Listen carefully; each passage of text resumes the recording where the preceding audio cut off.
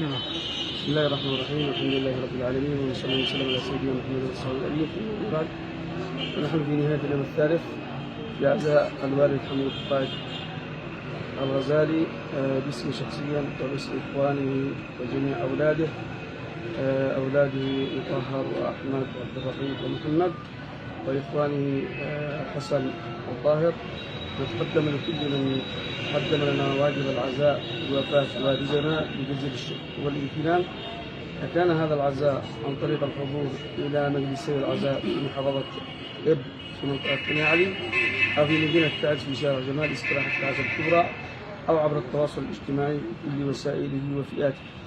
نتقدم لهم جزيل الشكر والامتنان والعرفان، ونسأل الله سبحانه وتعالى ألا يريهم ويحرمهم فيما يحبون، ونسأل الله سبحانه وتعالى لفقيدنا ولوالدنا الرحمة والغفران، وأن يرفع قدره في الجنان، وأن يوسع عليه في قبره إنه ولي ذلك والقادر عليه.